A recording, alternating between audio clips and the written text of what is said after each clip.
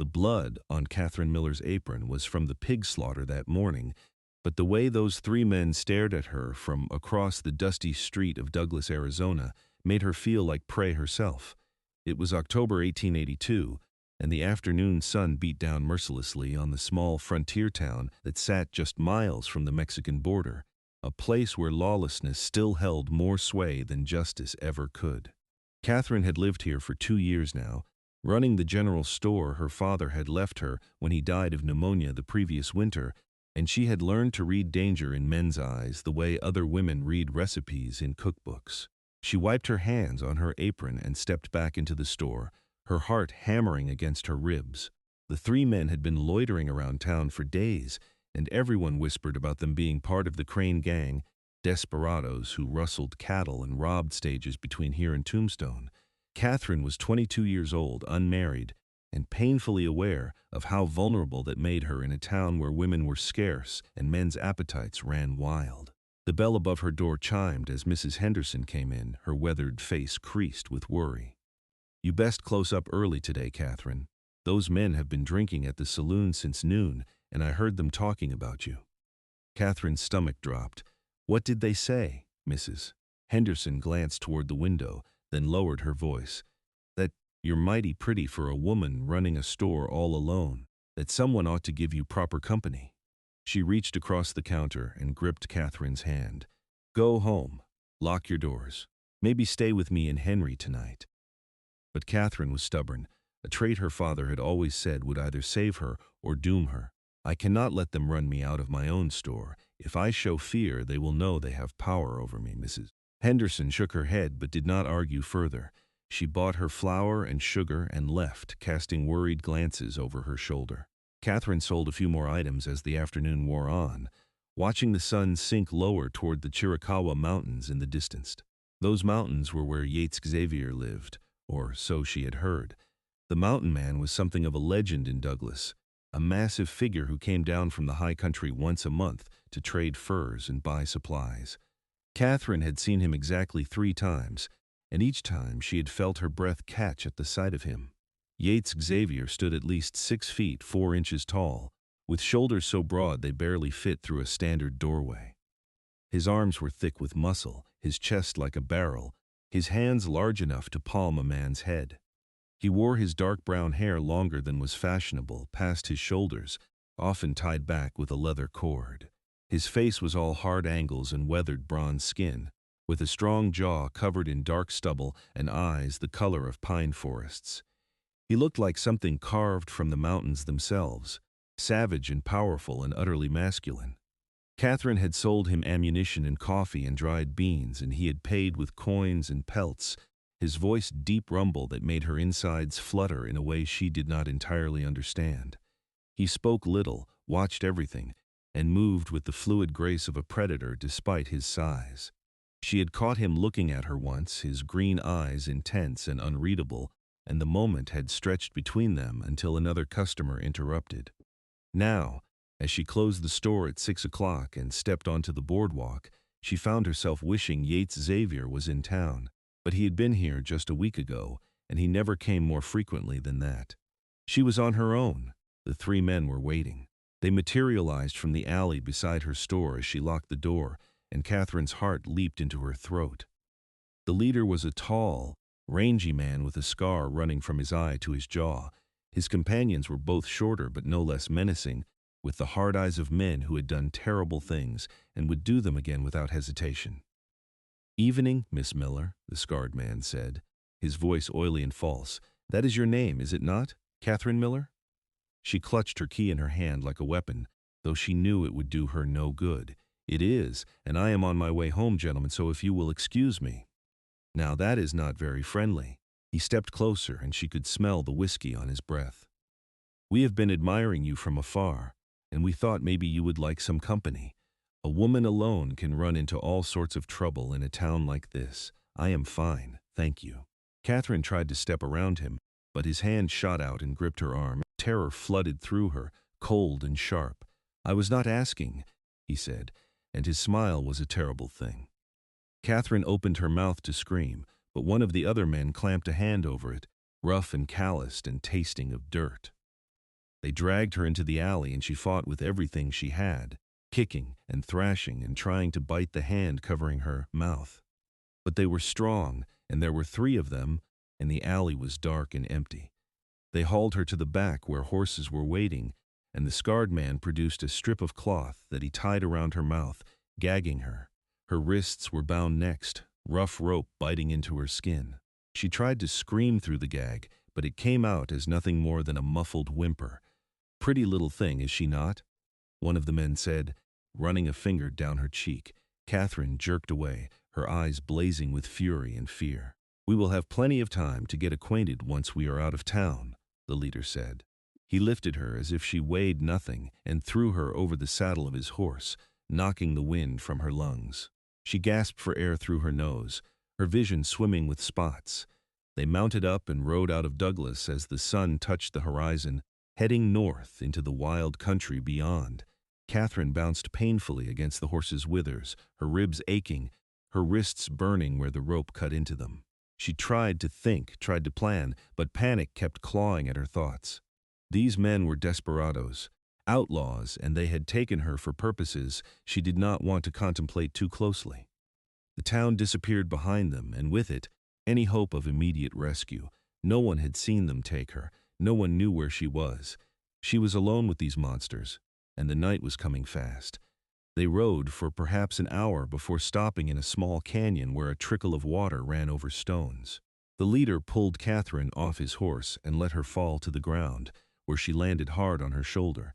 Pain shot through her, but she bit down on the gag and refused to give him the satisfaction of seeing her cry. "We will camp here tonight," he announced. "No fire. I do not want anyone tracking us until we are further away." One of the other men laughed. "Who is going to track us? The sheriff in Douglas is older than dirt and twice as useless." "Just do as I say," the leader snapped. He looked down at Katherine, and his expression made her skin crawl. "You behave yourself, and we will not have to hurt you. Try to run, and I will make you regret it. Understand?" Katherine glared at him, which seemed to amuse him. He crouched down and pulled the gag from her mouth. "You can scream if you want. There is no one out here to hear you." She worked her jaw, which ached from being forced open around the cloth. "People will come looking for me. Maybe. But they will not find you." He stood and walked away, leaving her lying on the cold ground with her wrists still bound. The 3 men settled in for the night, passing a bottle of whiskey between them and talking in low voices. Katherine tried to work at the ropes binding her wrists, but they were tied too tightly. Her fingers were going numb. She looked up at the sky, where stars were beginning to appear, and felt despair wash over her. This could not be how her story ended. It could not. But she was helpless, and the night was dark, and the men were armed and dangerous. She did not know that 6 miles behind them, Yates Xavier had arrived in Douglas. Yates had not planned to return to town so soon, but he had taken a mountain lion that had been threatening his trap lines, and the pelt was too valuable to let sit. He rode into Douglas just after sunset, his packhorse laden with furs, his body tired from 2 days of tracking the big cat through rough country. He wanted to sell his goods, buy a hot meal, and perhaps see Katherine Miller's face one more time before heading back to his cabin in the mountains. He had been thinking about her more than he cared to admit. There was something about the way she carried herself, with dignity and determination despite her circumstances, that called to something deep in his chest. She was beautiful, certainly, with her honey-colored hair and blue eyes, and the dusting of freckles across her nose. But it was more than that. It was the intelligence in her gaze, the straightness of her spine, the way she did not simper or giggle like so many women did when they saw him.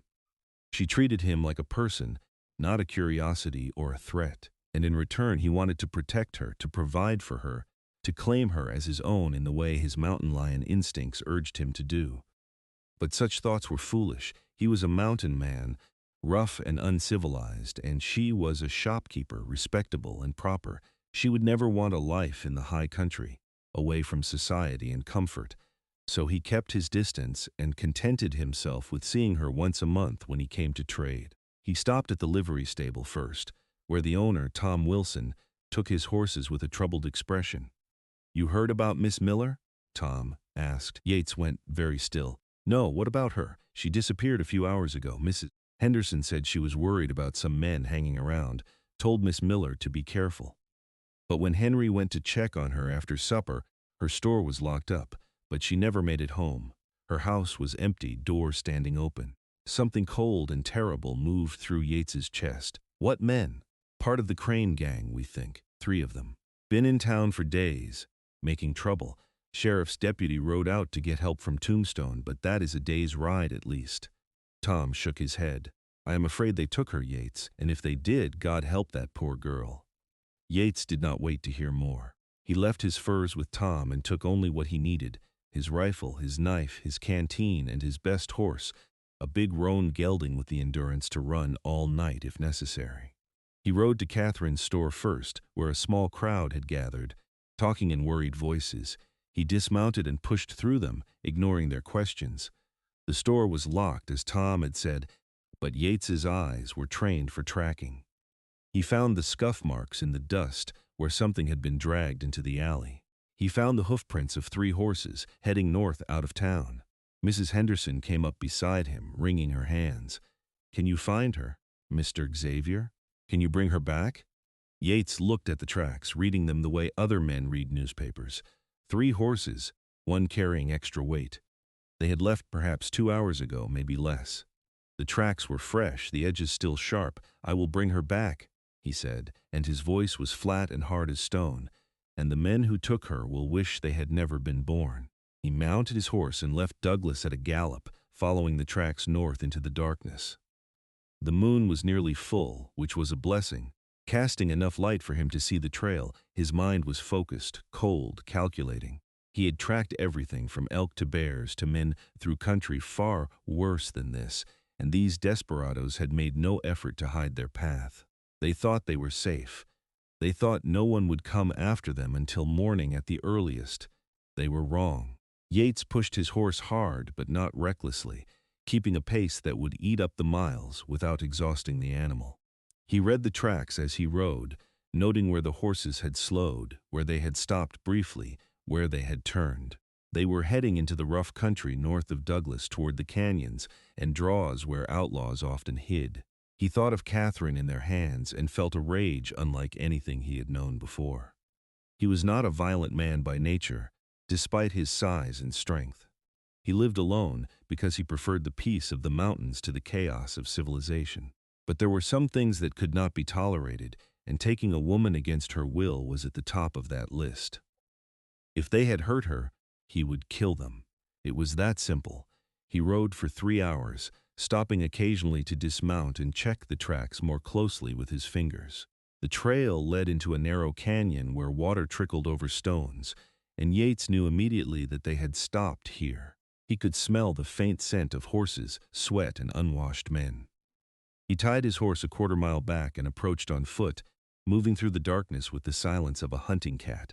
His rifle was in his hands, loaded and ready. His knife was at his belt.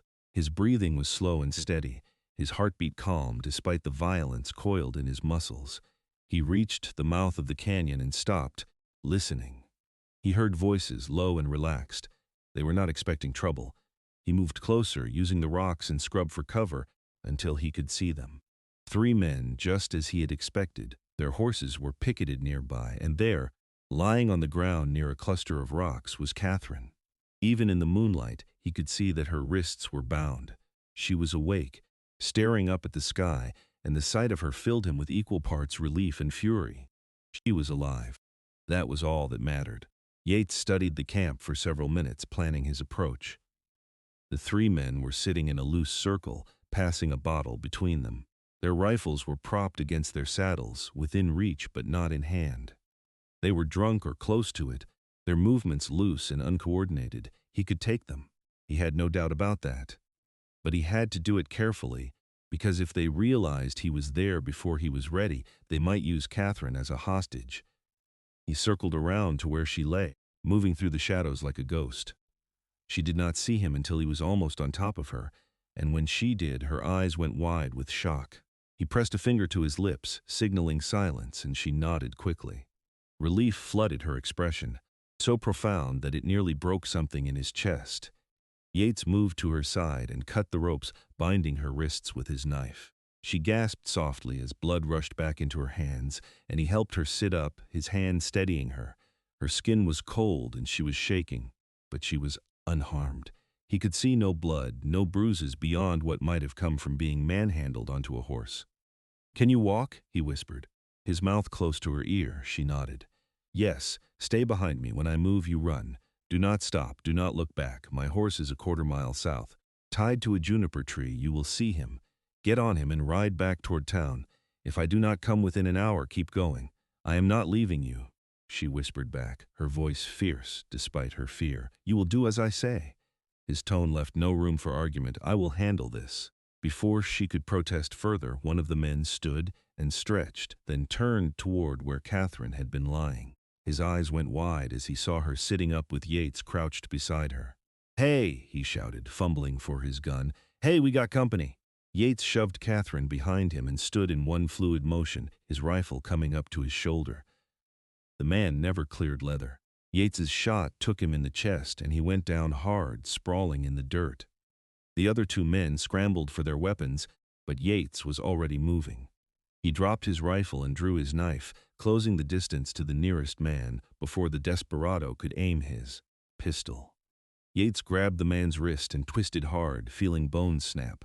The man screamed, and Yates drove his knife into the man's side, angling up toward the heart. He dropped like a stone. The third man, the leader with the scar, had his gun out now and fired twice. One bullet whined past Yates's ear, close enough that he felt the heat of it. The other caught him in the meat of his left shoulder, a burning line of pain that he ignored.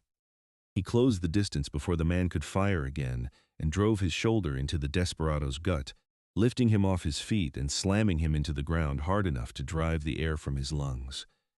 The gun flew from the man's hand, and Yates straddled him, his knife at the desperado's throat.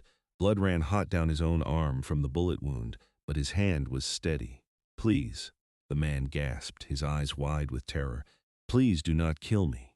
Yates looked at him, at the scar on his face, at the cruelty in his eyes, and thought about Katherine lying bound on the ground. Thought about what they would have done to her if he had not come. "You took a woman," Yates said, his voice low and cold. "You bound her, you terrified her, you were going to do worse. We did not hurt her, we did not touch her, only because you did not have time." Yates pressed the knife harder against the man's throat, drawing a thin line of blood.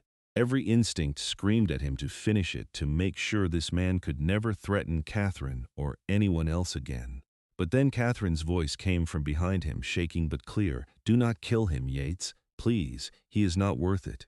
Yates did not look away from the desperado's face. "He will do this again if I let him live. Then tie him up and we will take him back to face justice. But do not become a killer for my sake. I do not want that on your conscience." Something in her voice reached through the cold rage that had consumed him. Yates took a breath, then another, forcing himself to think past the violence. She was right. He was not a murderer, and this man, despicable as he was, deserved a trial. "You are lucky she has a kinder heart than I do," Yates said. He removed the knife from the man's throat and slammed his fist into the desperado's jaw instead, knocking him unconscious. Then he stood, breathing hard, his shoulder screaming in pain. Katherine was there immediately, her hands on his arm. "You are shot. It is nothing, a graze." He looked down at her pale face and wide eyes, and felt something shift in his chest. "Are you hurt? Did they harm you?" "No. They scared me terribly. But they did not have time to do more than that." Her hands were gentle as she examined his wound, her touch making him shiver despite the pain. "This needs to be cleaned and bandaged. Later. First, we secure him and gather their weapons." Yates moved away from her, forcing himself to focus on practical matters. He tied the unconscious leader securely with the same rope that had bound Katherine's wrists, then checked the other two men. Both were dead. He felt no remorse. He gathered all 3 horses and the outlaws' weapons, then turned to Katherine. "Can you ride?" "Yes." "Good. We are taking him back to Douglas. The sheriff can deal with him." Yates lifted the unconscious man and draped him over one of the horses, tying him in place. Then he helped Katherine mount another horse before climbing onto the third himself. His own horse could be retrieved later.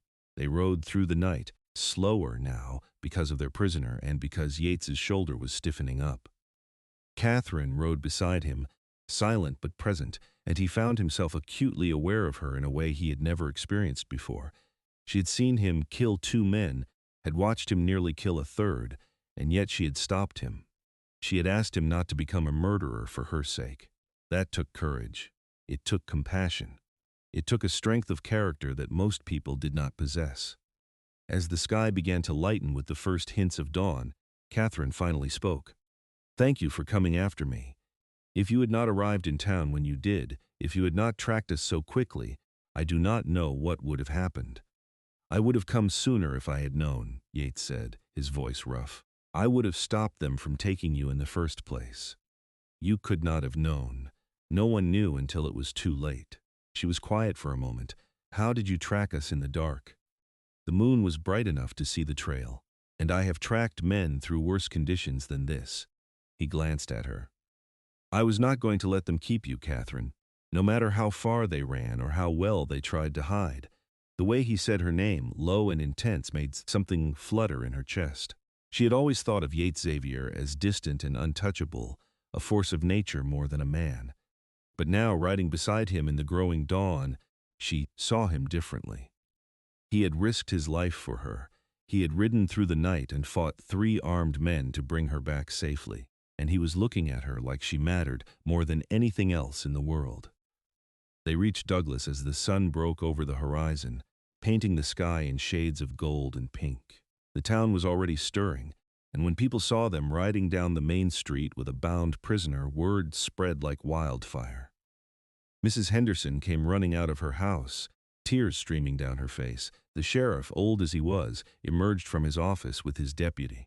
Yates handed over the prisoner and gave a brief account of what had happened. The 2 dead men would need to be retrieved, but that could wait. The sheriff thanked him profusely, and the gathered crowd murmured their approval and amazement. Through it all, Katherine stood close to Yates, her hand on his uninjured arm as if to anchor herself.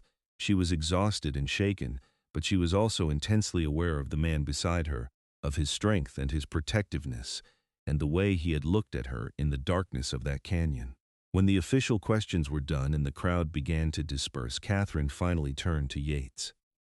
"You need a doctor for that shoulder." "I have had worse," he said, but he let her lead him toward the small building that served as the town's medical office. Dr. Hayes was a competent man in his 50s who took one look at Yates's shoulder and immediately set to work cleaning the wound. The bullet had indeed only grazed him, carving a furrow through the muscle but not hitting anything vital. It still hurt like hell, and it would need stitches, but Yates would heal quickly. Katherine stayed with him through the whole process, holding his hand when the doctor poured whiskey into the wound to clean it. Yates did not flinch, but his hand tightened around hers, and she held on just as firmly. When the doctor finished stitching and bandaging, he gave Yates instructions about keeping the wound clean and sent them on their way. Katherine walked Yates back to his horse, which Tom had brought over from the livery, but when he moved to mount, she stopped him. "Where are you going?" "Back to my cabin. I need to retrieve my own horse and my furs, and then I need to rest. You are injured. You should stay in town for a few days. Let that shoulder heal properly." Yates looked down at her, his green eyes intense.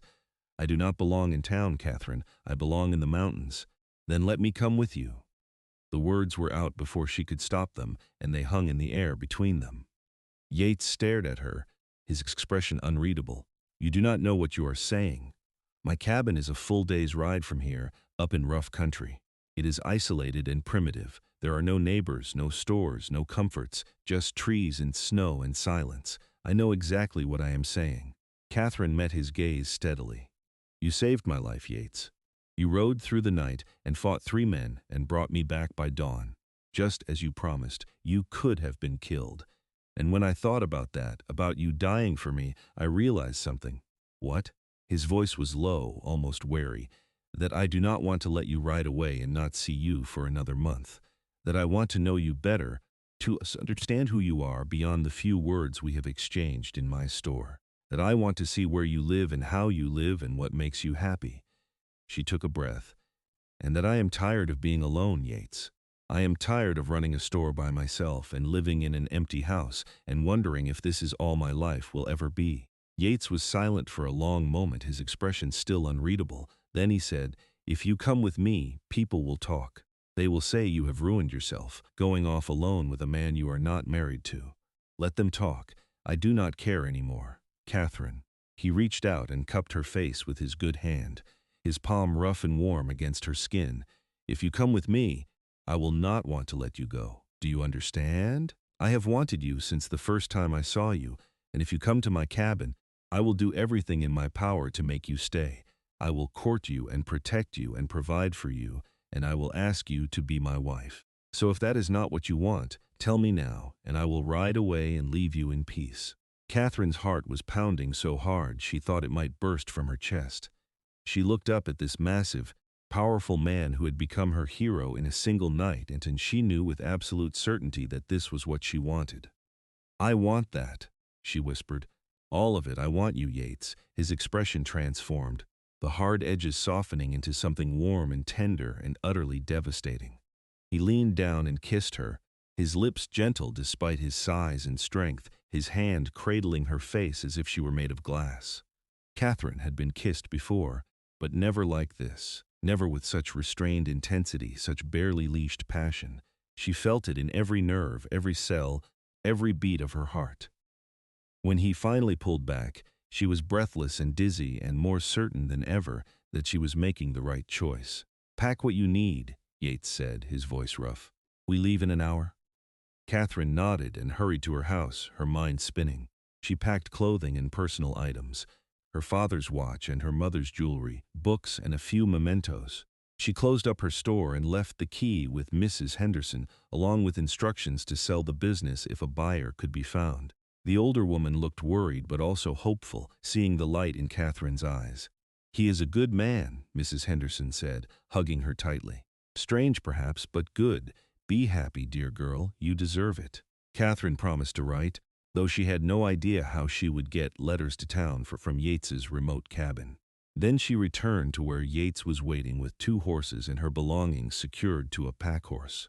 He lifted her into the saddle as if she weighed nothing, then mounted his own horse, and they rode out of Douglas together as the morning sun climbed higher in the sky. They traveled north into the mountains, following trails that grew progressively narrower and steeper. The air became cooler and cleaner, scented with pine and cedar. Katherine saw deer and elk, eagles circling overhead, and once a bear that watched them from a distance before ambling away into the trees. Yates rode ahead of her, guiding them with the confidence of a man who knew this country as well as he knew his own hands. He pointed out landmarks and explained the terrain, his deep voice carrying back to her over the sound of their horses' hooves. Katherine listened and watched and felt a strange sense of peace settling over her. She had been taken by desperados and bound and terrified, and yet here she was, less than 12 hours later, riding into the mountains with a man she barely knew but somehow trusted completely. It should have felt reckless, it should have felt dangerous. Instead, it felt right. They stopped at midday to rest the horses and eat a simple meal of dried meat and hardtack that Yates produced from his saddlebags. Katherine sat on a rock overlooking a valley filled with aspens, their leaves golden in the autumn light, and felt tears prick her eyes. "What is wrong?" Yates asked, sitting beside her. "Nothing. It is just so beautiful. I have lived in Douglas for 2 years, but I have never been up here. I did not know places like this existed." "This is why I live in the mountains," Yates said quietly. "There is peace here, space to breathe, no crowds, no noise, no expectations, just the land and the sky and the seasons turning." "Do you ever get lonely?" He looked at her, his green eyes serious. "I did. Before today, I would have said I preferred solitude to company, but that was before I had something worth coming down from the mountain for." Katherine felt her cheeks warm. "I am not sure I am worth all this trouble." "You are worth everything," Yates said simply, and the sincerity in his voice made her breath catch. They rode on, and the trail grew steeper still, winding through forests of pine and fir. Katherine's legs ached from hours in the saddle, and she was grateful when Yates finally announced that they were close. The sun was sinking toward the western horizon, painting the mountains in shades of purple and gold. His cabin appeared almost suddenly, nestled in a small clearing surrounded by towering pines. It was larger than Katherine had expected, built from logs chinked with mud, with a stone chimney rising from one end and a wide porch across the front. Behind it stood a small barn and a corral where several horses grazed. Yates helped her dismount and led the horses to the barn, tending to them with efficient care. Katherine stood in the clearing, looking around at the wild beauty surrounding her, and felt something settle deep in her chest. This place felt safe. It felt like home. When Yates finished with the horses, he led her inside the cabin. It was a single large room with a sleeping area at one end, a kitchen area at the other, and a stone fireplace dominating the center. Furs covered the floor and the bed, and shelves lined the walls, holding supplies and tools and books. It was simple and masculine and surprisingly clean. "I know it is not much," Yates said, watching her reaction. "It is perfect," Katherine said honestly. She turned to him, seeing the uncertainty in his eyes, and realized that this powerful, confident man was nervous about her opinion of his home. The realization made her heart swell with affection. She crossed to him and took his hand, mindful of his injured shoulder. "Thank you for bringing me here, Yates. Thank you for trusting me with this." He pulled her close with his good arm, and she went willingly, resting her head against his broad chest. She could hear his heartbeat, steady and strong, and feel the warmth of his body through his shirt. He smelled of pine and leather and something uniquely him, and it made her feel safe in a way she had never experienced before. "Stay with me," he said, his voice a rumble in his chest. "Not just tonight. Stay with me, Katherine. Be my wife. Let me spend the rest of my life protecting you and providing for you and loving you the way you deserve." Katherine pulled back just enough to look up at him. "We barely know each other. I know enough. I know you are brave and intelligent and kind. I know you stopped me from killing a man who deserved it because you did not want me to carry that guilt. I know that you were willing to give up everything to come here with me, to take a chance on something unknown. I know that I have never wanted anything or anyone the way I want you." His hand came up to cup her face again. "Tell me you feel it too. Tell me I am not imagining this connection between us." "You are not imagining it," Katherine whispered. "I feel it. I have felt it since the first time I saw you walk into my store, but I thought you were beyond my reach. I thought you would never want someone like me." "Someone like you?" Yates looked genuinely confused. "Katherine, you are everything. You are sunlight and warmth and life, and I am just a rough mountain man who does not know how to talk to people. I thought you would never want someone like me." Katherine laughed, the sound shaky with emotion. "Then we were both fools." "Yes," he agreed. And then he kissed her again, and this time there was nothing gentle about it. This time it was fierce and claiming, his mouth demanding a response that she gave without hesitation. Her arms came up around his neck, and she pressed herself against him, wanting to be closer, needing to feel all of him. When they finally broke apart, both breathing hard, Yates rested his forehead against hers. "Marry me, Katherine. Tomorrow I will ride to the nearest town with a preacher and make this official. But tonight, stay with me. Let me hold you and keep you safe. Let me show you that you will never have to fear anything again as long as I am alive." "Yes," Katherine said, and it was the easiest answer she had ever given. "Yes, I will marry you. Yes, I will stay. Yes to everything." That night, Yates built a fire in the fireplace and made a simple dinner of venison stew and biscuits. They ate together, talking about their lives and their pasts and their hopes for the future. Katherine told him about her childhood in St. Louis, about her parents and their journey west, about her father's death and her determination to keep his store running. Yates told her about growing up in the mountains, about learning to hunt and trap from his father, about preferring the company of animals to people.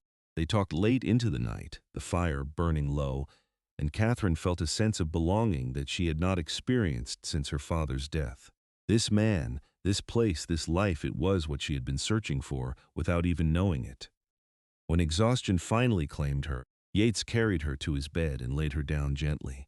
He covered her with furs and kissed her forehead, then moved to sleep on the floor near the fire. "Yates," she called softly. He turned back. "Yes, stay with me. Just hold me. I do not want to be alone tonight." He hesitated for only a moment before joining her on the bed, pulling her carefully against his chest. She curled into him, her head on his shoulder, her hand over his heart, and felt completely safe for the first time since the Desperados had grabbed her off the street. "Sleep, sweetheart," Yates murmured. his hand stroking her hair. "I have got you. Nothing will ever hurt you again." Katherine believed him, and wrapped in his arms, she slept. The next morning, Yates insisted on riding to Pine Creek, a small settlement about 8 miles away, where a circuit preacher passed through once a month. By pure luck, or perhaps providence, the preacher was there that very day. Yates explained their situation, and the preacher agreed to marry them that afternoon. Katherine wore her best dress, a simple blue cotton that matched her eyes, and Yates cleaned up as best he could, shaving and tying his long hair back. They stood before the preacher in the tiny church, with 2 townspeople serving as witnesses, and spoke their vows. When Yates slipped a simple gold band onto her finger, one that had belonged to his mother, Katherine felt tears stream down her face. This was real. This was happening. She was marrying this incredible man, and they would build a life together in the mountains. "You may kiss your bride," the preacher said, and Yates did, thoroughly and completely, until the witnesses laughed and the preacher cleared his throat. They rode back to the cabin as husband and wife, and that night, Yates made love to her with a tenderness that belied his size and strength. He was patient and careful, mindful of her inexperience, and when it was over, Katherine lay in his arms feeling transformed. She belonged to him now, and he to her, and nothing in the world could change that. The weeks that followed were the happiest of Katherine's life. She learned to live in the mountains, to cook over an open fire and preserve meat and tend the garden that Yates had planted. He taught her to shoot and to track, to read the weather and respect the wilderness. They worked side by side during the day and slept tangled together at night, and Katherine fell more deeply in love with him with every passing hour. Yates, for his part, was a changed man. The loneliness that had defined his existence for so many years was gone, replaced by a contentment that showed in his smile and his laughter, and the way he looked at Katherine as if she were a miracle. He had never expected to have this, to have someone who wanted to share his life and his home and his bed. He had resigned himself to solitude, but Katherine had changed everything. She filled his cabin with light and warmth and joy. She challenged him and comforted him, and loved him with a fierce devotion that humbled him. And every night, when he pulled her into his arms and felt her breath against his skin, he thanked whatever force had brought him to Douglas that particular evening. As autumn turned to winter, the first snows fell, blanketing the mountains in white. Katherine stood on the porch, watching the snowflakes drift down, and felt Yates's arms come around her from behind. He was careful of his shoulder, which had healed well, leaving only a scar that Katherine sometimes traced with her fingers. "Are you happy?" he asked, his breath warm against her ear. "Happier than I ever thought possible," she said, leaning back against him. "I never knew life could be like this. Neither did I." He turned her in his arms so she faced him. "I love you, Katherine Xavier. I loved you from the moment I saw you standing in your store with flour on your apron. I loved you more when you stopped me from becoming a killer. And I love you most now, seeing you here in our home, where you belong." "I love you too," Katherine whispered, rising on her toes to kiss him. "Thank you for finding me. Thank you for tracking those men and bringing me back. Thank you for giving me this life. I would track you to the ends of the earth if I had to," Yates said seriously. "You are mine, Katherine, now and always, and I will spend every day proving that you made the right choice in marrying me." "I already know I did," she said, smiling up at him. "I knew it that morning when we rode back to Douglas. I knew it when you looked at me in that canyon and I saw the fear in your eyes, fear that you might be too late. I knew it when you asked me to come here, and I knew it when you promised to love me forever." They stood there together, snow falling around them, and Katherine thought about how strange life was. Just months ago, she had been alone and afraid, grabbed off the street by desperados who intended her harm. She had been certain her story would end in tragedy. But then Yates Xavier had ridden through the night and tracked those men by moonlight and brought her back by dawn. He had saved her, not just from them, but from a life of loneliness and fear. He had given her a home, a purpose, and a love that filled every corner of her heart. And in return she had given him the same. Winter deepened, and the snow piled higher around the cabin. Yates and Katherine settled into a comfortable routine, their days filled with the work of survival in the mountains and their nights filled with warmth and passion, They talked for hours by the fire, sharing stories and dreams and secrets. They made love under piles of furs while wind howled outside, their bodies generating enough heat to keep the cold at bay. Katherine learned that Yates had a dry sense of humor that emerged when he was relaxed, and that he sang quietly to himself when he worked. Yates discovered that Katherine had a talent for sketching and would draw the wildlife she saw from the cabin window, and that she talked in her sleep sometimes, usually about him. In January, a blizzard struck that lasted 3 days, trapping them inside. They spent the time reading aloud to each other from Yates's collection of books, playing cards, and making love so frequently that Katherine blushed when she thought about it. But there was something about being snowbound with this man, with no outside world to intrude, that made everything feel more intense, more real. On the third night of the blizzard, as they lay together in bed listening to the wind, Katherine said, "I think I might be pregnant." Yates went very still. "You think so? I have missed my monthly courses, and I have been feeling strange in the mornings, queasy and tired." She turned to look at him, trying to read his expression in the firelight. "Are you pleased, or is this too soon, too soon?" Yates sat up, pulling her with him. His hands came to rest on her flat stomach, his touch reverent. "Katherine, nothing would make me happier than to have a child with you. A son or daughter with your blue eyes and your courage and your heart. How could I be anything but thrilled?" Tears filled Katherine's eyes. "I was worried you might think it was too fast. We have only been married 4 months." "And I have loved you every minute of those 4 months," Yates said fiercely. He kissed her, slow and deep, his hand still on her stomach. "We are going to be parents, Katherine. We are going to have a family. I never thought I would have this, and now I have everything." Katherine cried then, happy tears that Yates kissed away, and they held each other through the night as the blizzard raged outside. When spring came, bringing green to the mountains and warmth to the air, Katherine's pregnancy was undeniable. Her belly swelled with their child, and Yates became even more protective, if that were possible. He refused to let her do heavy work, insisting she rest while he handled the chores. He hunted extra game and tanned extra pelts, preparing for the months ahead when a baby would need care. In May, Yates took Katherine down to Pine Creek to see a midwife and stock up on supplies. The townspeople were happy to see them, offering congratulations and advice. The midwife examined Katherine and declared her healthy and strong, with the baby due in late summer. They rode back to the cabin under a bright sun, Katherine's hand on her belly, feeling the baby kick and move. She caught Yates watching her with such love in his eyes that it made her heart ache. "What are you thinking?" she asked. "That I am the luckiest man alive," he said simply.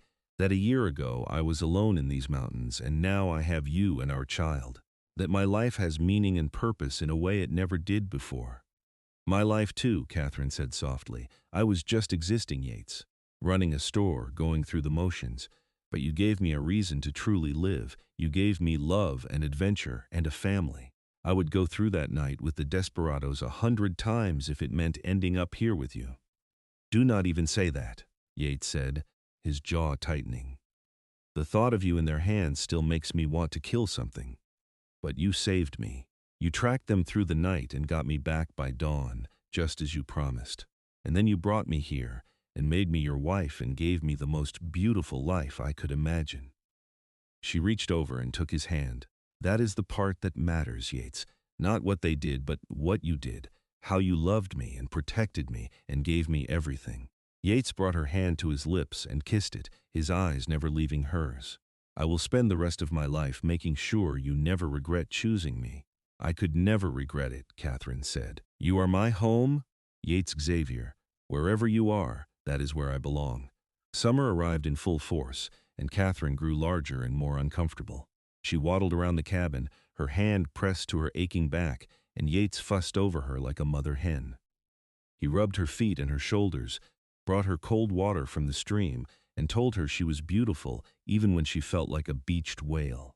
In August, on a warm evening with the sun setting over the mountains, Katherine's labor began.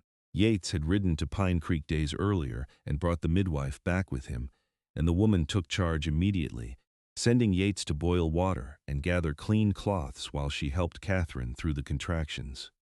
It was a long night, and Yates paced outside the cabin like a caged animal, unable to help and terrified that something would go wrong.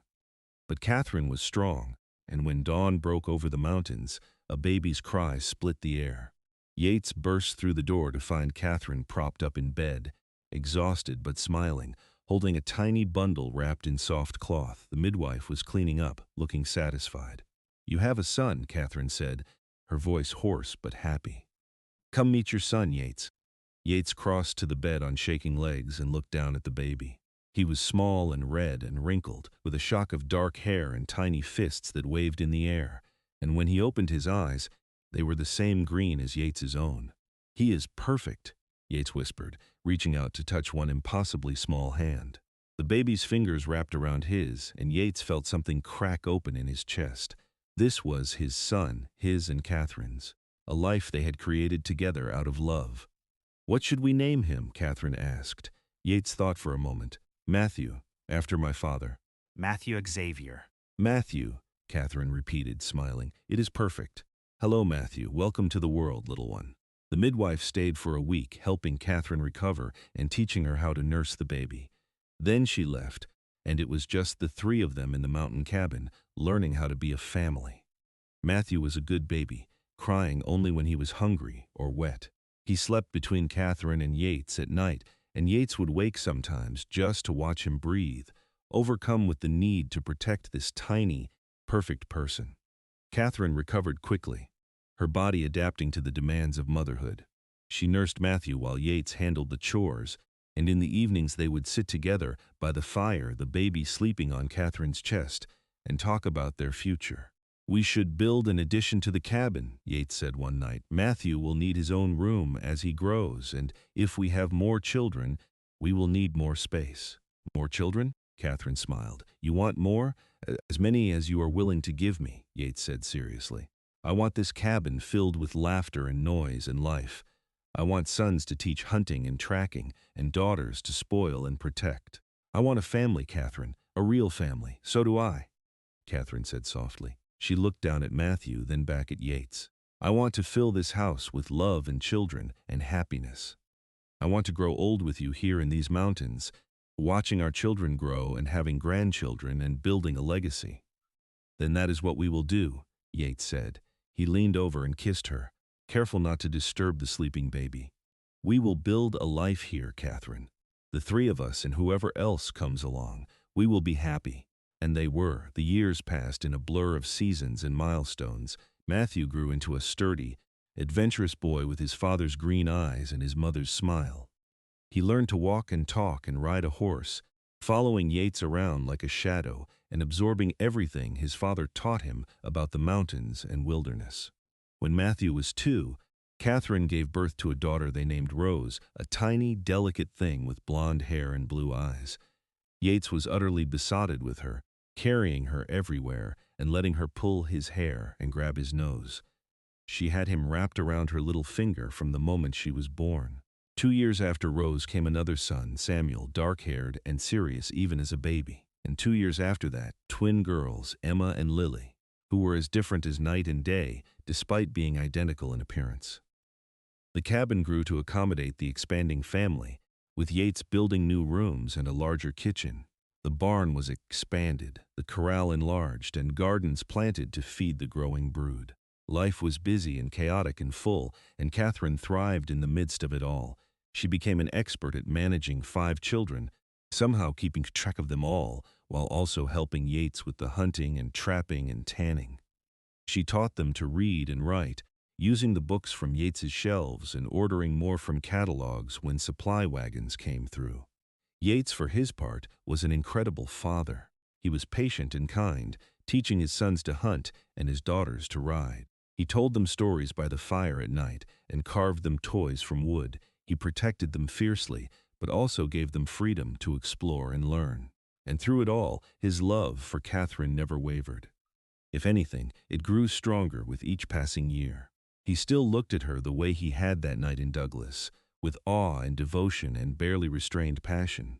And she looked at him the same way, seeing the strong, protective man who had saved her life and given her everything she had ever wanted. When Matthew turned 18, He announced that he wanted to join the army to see the world beyond the mountains. Katherine cried, but Yates supported the decision, understanding his son's need for adventure. They sent him off with their blessing, and he promised to write often. Rose married a young rancher from Pine Creek when she was 20, a good man who promised to take care of her. She moved to his ranch, but visited often, bringing her own children to see their grandparents. Samuel decided to stay in the mountains, building his own cabin a few miles away and following in his father's footsteps as a trapper and hunter. The twins, Emma and Lily, were still teenagers, wild and free and utterly devoted to each other. And through it all, Yates and Katherine remained the center of their family, the foundation upon which everything was built. They had been married for over 20 years now, and their love was as strong as it had been that first night. On their 25th wedding anniversary, Yates took Katherine riding to a high meadow where wildflowers grew in profusion. They left the twins with Samuel and spent the day alone together, just as they had when they first fell in love. They made love in the meadow under the summer sun, their bodies older but their passion undiminished. Afterward, they lay in the grass, Katherine's head on Yates's chest, his arms around her, and talked about their life together. "Do you ever regret it?" Yates asked. "Leaving Douglas, giving up civilization, spending your life in these mountains?" "Never," Katherine said firmly. "Not once, not for a single moment. You gave me everything, Yates, a home, a family, a purpose. You gave me love and protection and a life full of meaning. How could I ever regret that? I worry sometimes that I took you away from a life you could have had, a life with more comfort, more society, more opportunities." Katherine sat up and looked at him, her blue eyes serious. "Listen to me, Yates Xavier. That night when those desperados grabbed me off the street, I thought my life was over. I was terrified and alone and certain I was going to die or worse. But then you came. You tracked me through the darkness and got me back by dawn, just as you promised. And then you brought me here and made me your wife and gave me 5 beautiful children and 25 years of happiness." She took his hand and pressed it to her heart. "This is the life I was meant to have. You are the man I was meant to love. And I would not change a single thing, not one moment, not one choice. You are my home, Yates. You always have been, and you always will be." Tears gathered in Yates's eyes, and he pulled her down to kiss her, pouring all his love and gratitude into it. When they finally broke apart, he said, "I love you, Katherine Xavier. I loved you from the moment I saw you, and I will love you until the day I die.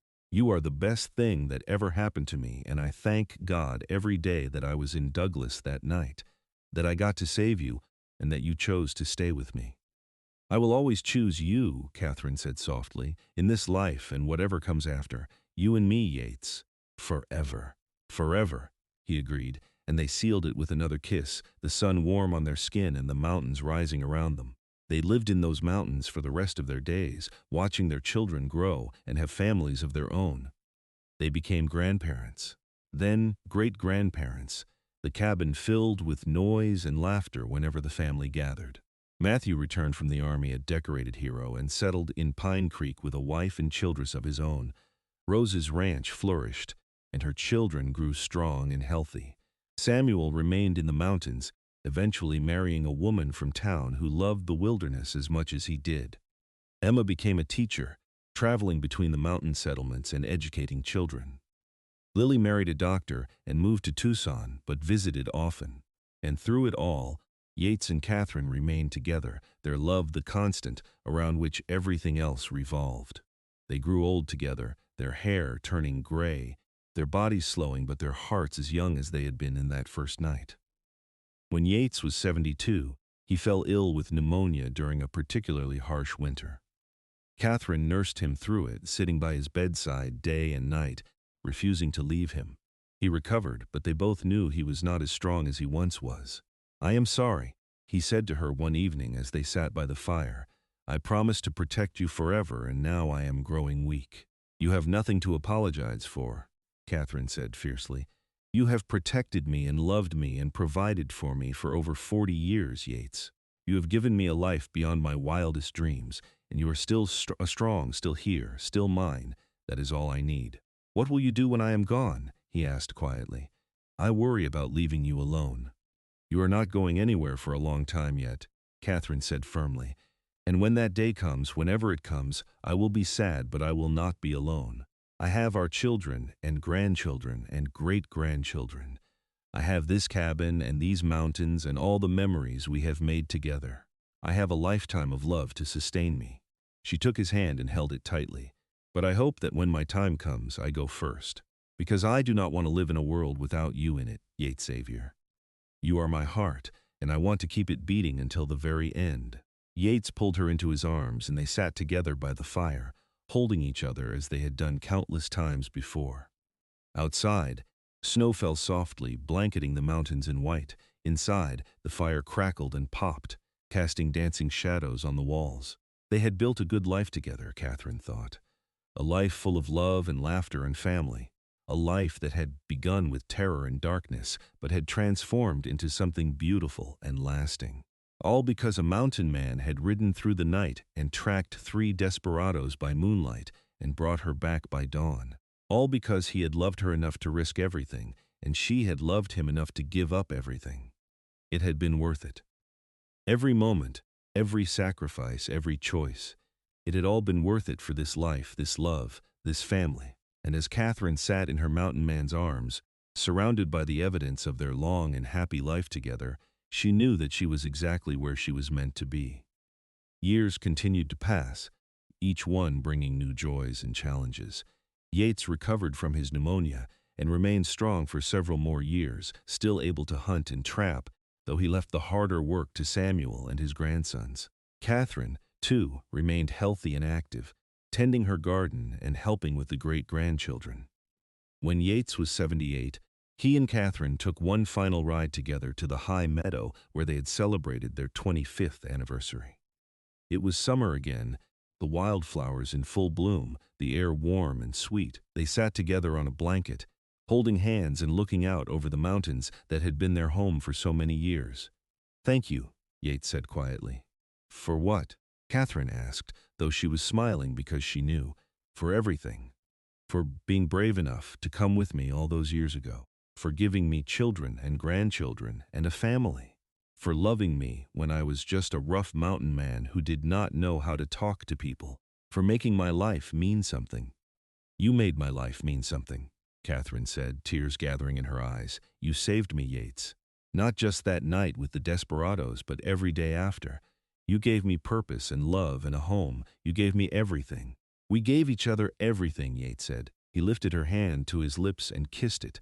"And I would do it all again, exactly the same way, just to end up here with you." "So would I," Katherine whispered. They sat together as the sun set over the mountains, painting the sky in brilliant shades of orange and pink and purple. And when darkness finally fell and the stars came out, they rode back to their cabin together, their hands clasped, their hearts full.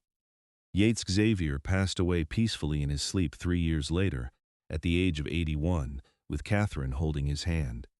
The entire family gathered for his funeral, a testament to the legacy he had built. He was laid to rest on a hill overlooking the cabin, with a view of the mountains he had loved so much. Katherine lived for 5 more years after that, surrounded by her children and grandchildren. She spent her days in the cabin, looking at the furs Yates had tanned, and the furniture he had built, and the memories they had created together. She told stories about him to the great-grandchildren, making sure they knew what kind of man he had been. When she died at the age of 84, she was buried beside Yates on that hill, and their children carved a simple inscription on the shared headstone: "Yates and Katherine Xavier, together forever. A love that began in darkness and shone like light." Their descendants continued to live in those mountains for generations, each one carrying a piece of Yates and Katherine's Jesse. The cabin was preserved and passed down, and every year the family would gather there to remember the mountain man who had ridden through the night to save a woman he barely knew, and the woman who had been brave enough to love him in return. It was a story told around campfires and dinner tables, a romance that had become legend. The Desperados who had grabbed her off the street, the mountain man who had tracked their horses through darkness, the dawn rescue that had turned into a lifetime of love. And at the heart of it all was a simple truth, that love, when it is real and true and strong, can transform everything. It can turn terror into triumph, loneliness into belonging, and darkness into light. Yates and Katherine Xavier had proven that, living it every day of their long and happy lives together, and their story, passed down through generations, continued to inspire those who heard it, a reminder that sometimes the greatest love stories begin in the most unexpected ways. All it takes is courage and faith and the willingness to ride through the night to save someone who matters. All it takes is being brave enough to follow your heart, even when it leads you into unknown territory. All it takes is believing that love is worth fighting for, worth risking everything for, worth building a life around. Yates and Katherine had believed that. They had lived it, breathed it, built their entire existence around it. And in doing so, they had created something beautiful and lasting, a legacy that would endure long after they were gone. Their love story had begun with desperados and darkness and fear, but it had ended with family and light and joy, with a life full of meaning and purpose and deep, abiding love, and that ultimately was what mattered. Not how the story began, but how it ended. Not the terror of that night, but the triumph of all the days that followed. Not the desperados who had tried to destroy her, but the mountain man who had saved her and loved her and given her everything. That was the story worth telling, the story worth remembering, the story worth passing down through generations. The story of Yates and Katherine Xavier, a mountain man and the woman he rescued, who fell in love under the vast western sky and built a life that would last forever. The end.